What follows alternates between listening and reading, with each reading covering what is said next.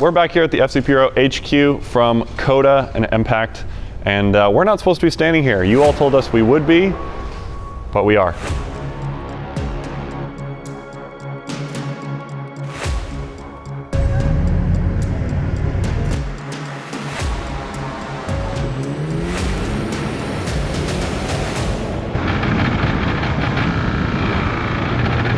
What is that? Do we have rod knock? All right, and that's the end of the 328 SI series. Thanks for watching. We just grenaded ours at Circuit of the Americas. It didn't sound like that not so long ago. Our N20 project car, Project 328 SI, that basically Gareth built. You handed it to us, we took it to Coda, and we meant to make a video with it on track. Didn't go so hot. No, now we're making a video here, trying to figure out what's wrong with this specific engine and what failed. So we're going to take you through all the steps to diagnose an engine failure. In this case, it sounds pretty much definitely like rod knock, but this would apply to any engine, not just the N20. So let's get into it. We're going to get into the warning lights, symptoms, and the massive engine vibration that this has. We also got a low oil pressure warning light, and we're going to take a look at the codes and see what we can see before we actually start taking things off the motor. So before we start this car and see what it does or doesn't do, I'm just looking at stored fault codes on the DME to see if we can get some kind of direction here as to what's going on. We have a whole bunch of fuel system fault codes. So the injectors for cylinders 1 through 4 says rising current too slow. We have rail pressure sensor signal fixed, which would be the high pressure fuel rail sensor. We have some kind of small evap leak, don't care about that. Plausibility check failed between consumed and remaining fuel quantity. That's an interesting one. And then we got 2 for engine oil pressure control, plausibility static, pressure too low, check control message, engine oil pressure, stop the vehicle carefully. So we got engine oil pressure control failure and low oil pressure, but then we also have a bunch of fuel system related fault codes. So that could be, might have something going on there. So on an engine that has had a rod bearing failure, or any sort of bent rod situation where it has rod knock, you're not necessarily going to hear the rod knock when it's under no load, when it's cold, when the oil's really thick. You will definitely hear it when it's hot, so we'll see if we can hear it now. The car's been sitting for a while. Want to give it a shot? Yep. Definitely shook a lot last time I saw it running. Give it a little.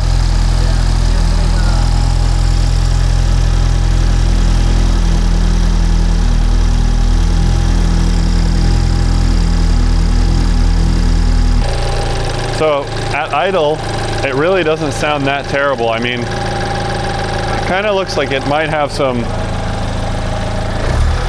cooling system pressure, but give it a quick blip.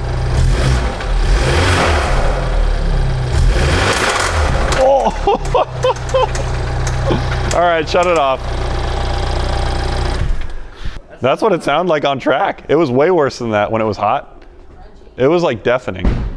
All right, so fault codes are pretty minimal. It looks like quite a few of them went away on the dash. A lot of stored codes. So we suspect, let's get our hypotheses out. Yeah. I'm betting that it is some sort of melted piston or cracked ringland, but I don't know what would have caused that other than leaning out. Gareth thinks it is a fuel system failure of some sort where like an injector got stuck open, which would explain all the fuel pressure codes. And fuel consumption versus, right. That's a really weird one. Right, but there's no actual codes remaining on the cluster anymore, or on the iDrive. Yeah. There was an engine oil pressure low when it was on track, which I'm guessing is a combination of it being super hot plus the destroyed bearing or whatever. That has to be an active one. Yeah. But so, yeah, that said, I mean, if we did have the injector that got stuck open and it just dumped a bunch of fuel. Yeah, and bent a rod or something, overloaded a rod bearing. And thinned out the oil, and who knows, it could be like a cascading effect at that point. Right, and we should mention to the audience that this engine is basically stock, but it is running a tune. So we are pushing the engine past what its original limitations are. And with all that out of the way, I think it's time to dive in. So let's start with the most easy and obvious thing, which is to check the oil filter. I can already see metal flakes. Yep, that's not nice. Ooh. Oh my God. Yeah. Jesus Christ. Yeah, stick a fork on it. Oh my, come look at this. Look what you did, Nate. Yeah, I think that's a bearing that's gone. 2 minutes of driving this Let's car. see. The question It doesn't smell of fuel. Bearing material will usually be a different color than just your standard engine block. It won't be silver. It'll be either like a gold or a brass color, and you can see a lot of it in there. All right, you can get this Boroscope, by the way. These aren't super expensive. You can get these off of FCPeuro.com for about $85. And they just work over Wi-Fi, Apple and Android compatible. And here we go, cylinder number 1. All right, well, the bore looks honestly great so far. I don't see any craziness going on. I don't see, might be a little bit of something in there. What we're looking for is what's called a broken ringland. And what that means is, or a melted piston. And what a broken ringland means is the part of the piston that holds the rings in place can break off from being superheated. So we're basically just inspecting the edge of the piston to see if there's any sort of damage. I don't see any major scoring. Let me turn the brightness up on this. I don't see any major scoring. I don't see any major piston damage, at least not a number 1. You also want to look for bore scoring. So if you see any huge lines on the bore here, that means you have a scored bore. And unfortunately, that means you'll be probably replacing your block or machining it for oversized pistons. All right. Number 4 is looking pretty similar. Kind of wish this thing had like a little handle on it or something. Honestly, it looks pretty good. The piston looks clean. Oh, maybe that's just deposits? There's carbon at the edge of it, it looks like. Yeah. That looks a little, that might be a looks little pretty pitted. Yeah, I think that might be a little melty, but we'll chalk that up to debris for now. Yeah. All right, so here's 2. It looks kind of like pitting on the piston. I can't tell if it's pitted or if it's just debris. That's a little bit damp with oil, so it's reflecting. So you can see a little bit of bore scoring actually in this one, but it doesn't look too bad. Basically, there's some lines here in the bore, but I mean, it doesn't look much worse than the other cylinders. Nothing too crazy. All right, let's move on to number 3. This has been very uneventful so far. And it looks like there is definitely some interesting wall stuff going on here.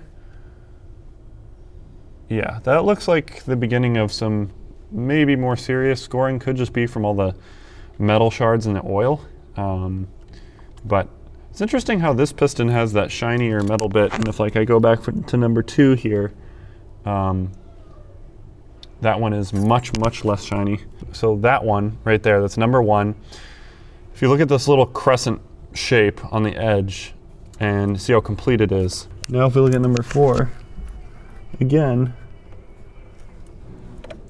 it kind of looks to me like that's broken off. Yeah. And look at all the, I mean, it could be just carbon, but it kind of also looks like Or it could have been pre-det. Well, I'm normally pretty you would sure- see that. I'm pretty sure this is pre-ignition, and I think that's a broken piston. Or lost a chunk of it. I think we lost a chunk of piston. All right, you know how we can confirm which cylinder is destroyed or not is with a compression test. Yep. And a bent rod test. So basically the 2 steps, or the 2 directions we can go from here. The first one is doing a standard compression test. And then the second one is we're going to grab a piece of filler rod. You could also use a screwdriver. Honestly, we might even just use this. And you can put it down in the bore. You can measure the TDC. So as you spin the engine over, you'll measure how high this comes up. Mark it with a piece of tape or a paint pen, and then you'll just go through each one and make sure it comes up to that same level. If it doesn't, then you have a rod that's shorter because it bent a rod.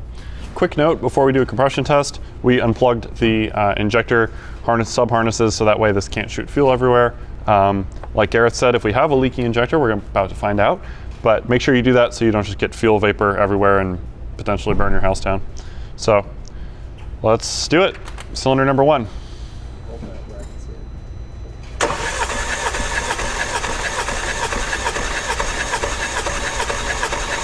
Stop. What is that, 185? No, 210. 180, 190, 200, 210, so 185, yep. Seems pretty healthy. All right, cylinder number 2, go ahead.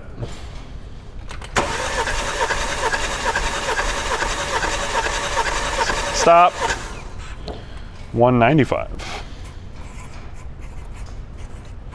And a discrepancy of 10% is no big deal across the pistons. It's also cold, so everything is going to be a slightly different shape than it's supposed to be. So we'll keep going. All right, cylinder 3, let's do it.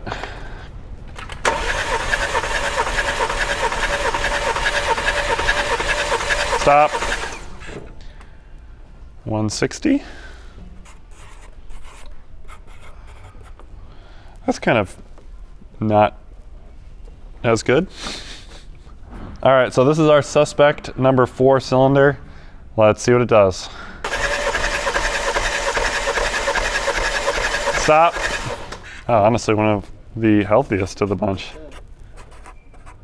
So cylinder 3 is actually the only one that's sort of down on compression, but not by much. Maybe only 10%, 15%. We had 185, 195, 160, cylinder 3, and then 195 for cylinder 4. So that said, with your little test of measuring how far maybe your little cylinder shtick 3 will go, is cylinder 3 the one that lost a bearing? Yeah, right, probably.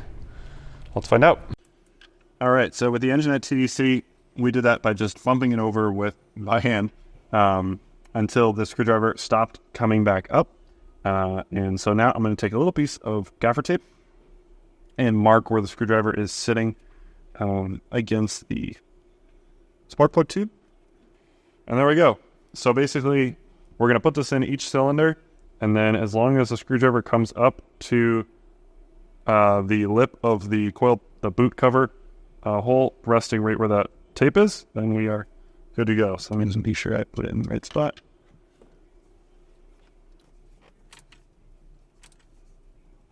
Yep. She's good. Put a 3. And here's a moment of truth. I don't know if I'm going to be able to actually set it where it's supposed to be.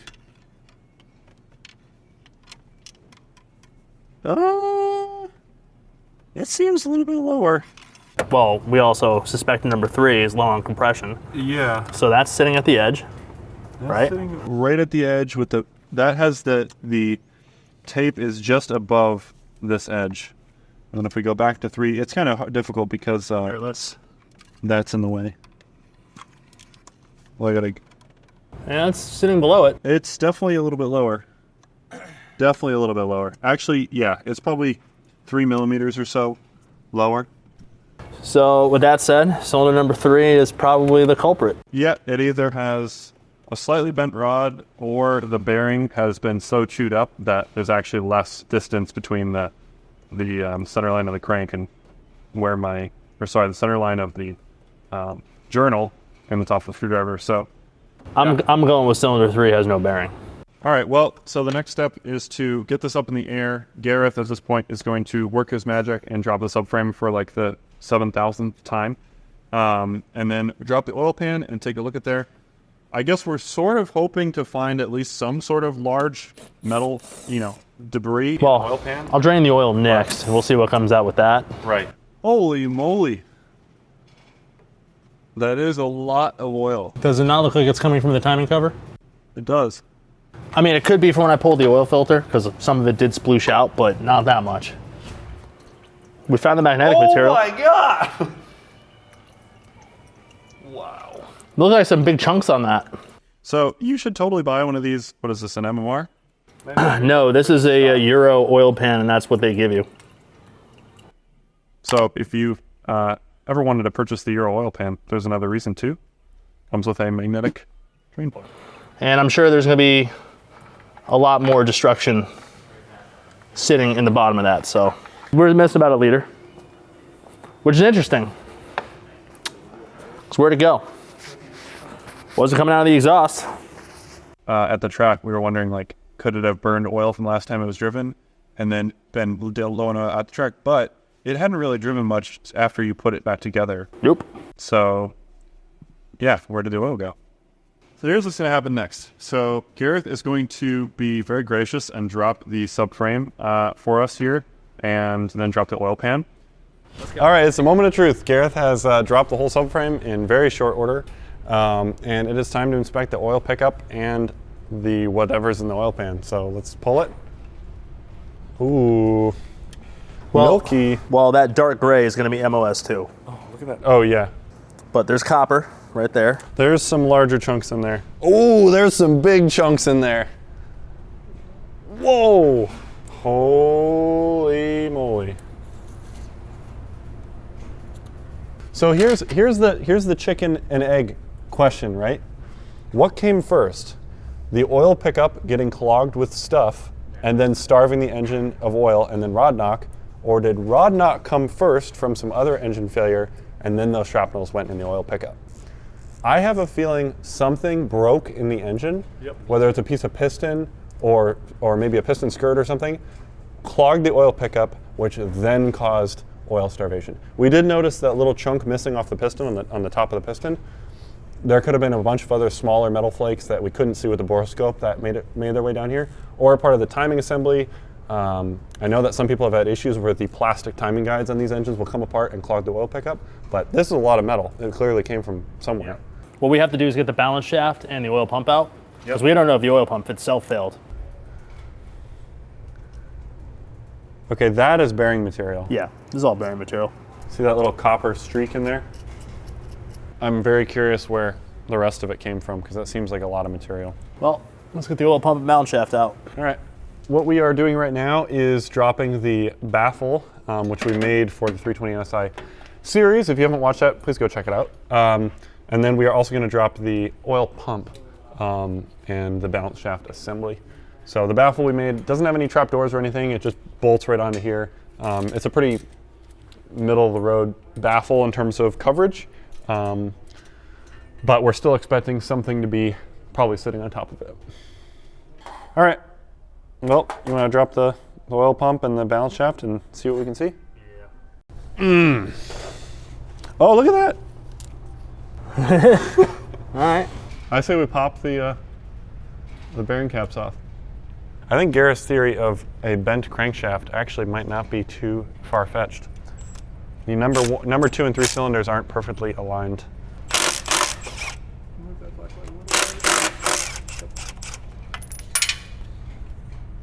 Yep. Oh my goodness. There's no bearing there. Oh my goodness. All right, well, our screwdriver test was accurate. Number 3 is at least one of the worst ones. There it is. Clink. Spun the bearing, And took the tang right off of the end. and that's melted to the connecting rod. So rod bearings are created with multiple different coatings and oftentimes multiple different metals. So worn ones, you'll see a copper layer or a different colored layer, and good condition ones, you'll mainly just see one color. So even though it's scored, I mean, you can see there's like a couple shiny marks. It's still all pretty much one color. Whereas this one obviously is destroyed, but you can see the multiple layers. So when we took the oil filter out and there was like gold sparkly material in there, what you're seeing there is a sacrificial, or not a sacrificial at all, you're seeing a destroyed layer of a bearing going through. And all of these crazy little shards, that is a stretched and heated up piece of rod bearing material. So yeah, number 3 is gone. Honestly, the screwdriver test proved to be 100% accurate. Yeah, that piston had extra clearance. What happens when a rod bearing actually spins, bearings have a little tang here at the end. They're directional. And that tang looks like this. It's basically just a little one-way groove. And what happens is on something like an S65 or an S85, the bearings will wear and that tang will become very loose and flimsy, and then it'll break away and it'll spin. What happened in this case was the friction was so great that it just ripped the bearing out of its position, which is pretty gnarly. And then you could also see it got hammered, Yeah, which is it's why all stretched out. which is why it has a raised edge around it. Yep. Normally you would see that on a thrust bearing for a crankshaft, not a connecting rod bearing. Right. So this thing took a beating. So if we want to get super, super nerdy, the reason that tunes can be dangerous, aside from leaning out, aside from obvious tuning errors, isn't, and this can be totally not the fault of the tuner, it could be a great tune. I have a feeling this was honestly an excellent tune on the car. But what can happen is the manufacturer specs the oil pressure that's pushing up on this to go against the force that's driving the car. It's coming down on the piston. They spec that oil pressure to be equivalent to holding this piston up and then a percentage margin. And what happens is when you tune your car and it produces more power, this force pushing down increases, but likely, if you haven't done anything to change how your oil pump runs, this force pushing back up stays exactly the same. And so if you have effectively 200 horsepower's worth of oil pressure pushing back up on this rod, but you have 300 horsepower equivalent, divided by 4 cylinders pushing down, all the oil is just going to get squeezed right out. And as soon as the oil leaves, you have metal on metal contact, you have friction, and then you end up with this. So the tune on this car ran absolutely awesome. Yep. It really didn't make a whole lot over stock either, but if the engineer has a 30 or 40% safety margin for that pressure and you're tuning at 35% more horsepower, it's pretty slim margins for your oil pressure. So I think honestly, if we were to do this all again, which we sort of are, is to disconnect or reconfigure the oil control valve to give us maximum oil pressure all the time. Because what we noticed in testing with the baffle was there can be an instant where you go to full throttle, the engine applies full torque, and the oil pressure actually has to catch up because it's requesting more oil pressure. So when we do this V2 with a new engine, we'll have to figure out a way to ask it for all the oil pressure all the time. For how we were using this car and how hard we beat on it, wouldn't say that this is a totally unexpected result. Right. It's disappointing, but I don't think there was any fault here of the engine. I think this is just a matter of this thing got pushed really hard, sent it sideways, drifted the poop out of it. Yep. I mean, it saw a very hard but very fun 8,000 miles. Well, that's it. We spun a rod bearing. How BMW of us. I'm very disappointed that it was that, not something more catastrophic. I mean, it's pretty catastrophic. Well, it is, but I mean, hey, you know what? Let us know if you want us to do the tear down on the rest of the engine and show you the insides of an N20. Let us know. We'll do that. Maybe we'll find something else interesting in there because we still have that speculation on number 4 piston, and is that still intact? I'd love to see it.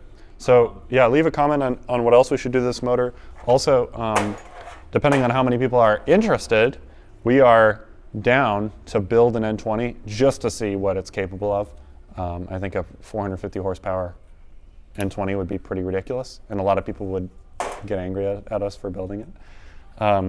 But comment to let us know what you want to see more of, and if, like Gareth said, if you want to see it more taken down. I also think for the next version of this, we should not run a tune, just leave it at stock power, and do everything else the same and see how long it lasts. Because I really like this engine. It started to grow on me as a performance platform. Or we don't have it on full send tune, and we did have it on. Admittedly, we did take torque limiting off of first through third gear, which is there's probably a reason that torque limit's there. So we need to do this again and dial back the power a little bit and see if it lives. But I mean, everyone around the office here when they drove it was like, that thing turns, and you're not going to get that out of a 6-cylinder car without a lot of work. So fingers crossed that V2 goes a little bit more successfully. Yep.